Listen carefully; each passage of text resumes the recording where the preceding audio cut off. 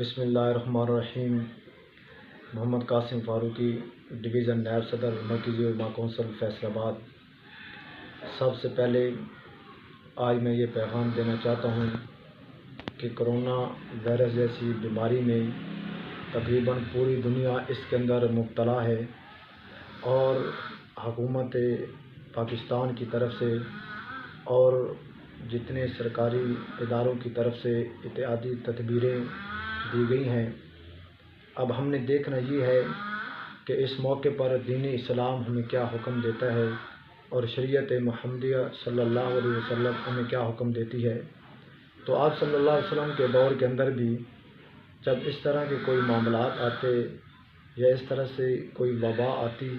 تو آپ صلی اللہ علیہ وسلم حضرات صاحب کرام کو رجوع اللہ کی طرف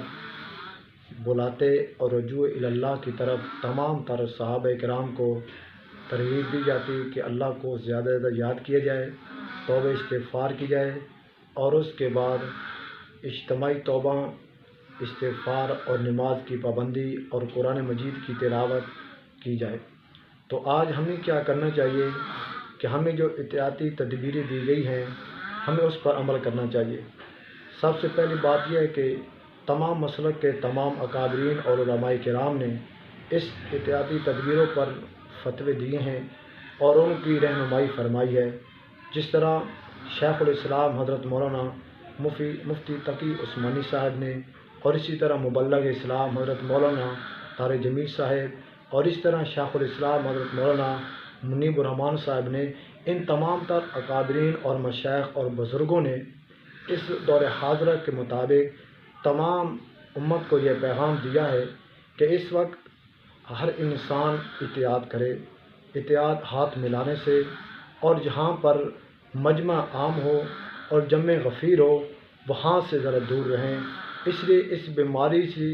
احتیاط بہت ضروری ہے۔ تو ہمیں چاہیے کہ ہم اپنے اکابرین کے ان پیغام اور ان مشائخ اور ان بزرگوں کے پیغام کو سامنے رکھتے ہوئے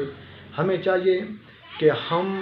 اگر مسجد میں نماز پڑھنا چاہتے ہیں تو پھر ہم وضو بھی گھر سے کر کے جائیں اور وہاں مسجد میں جائیں اور وہاں پر فرض ادا کریں اور باقی سنتے وغیرہ گھر ادا کریں۔ اور اس کے بعد زیادہ تر ہمیں چاہیے کہ اپنے گھروں میں رہ کر توبہ استغفار کرنی چاہیے، گھروں میں رہ کر اپنے بچوں کو ترغیب دی جائے، گھر والوں کو ترغیب دی جائے۔ تو اس وقت یہ اجتماعی وبال پوری قوم پر پوری دنیا کے اندر آیا ہوا ہے، تو اس وقت سب سے زیادہ ہمیں اپنے گناہوں سے معافی مانگنی چاہیے۔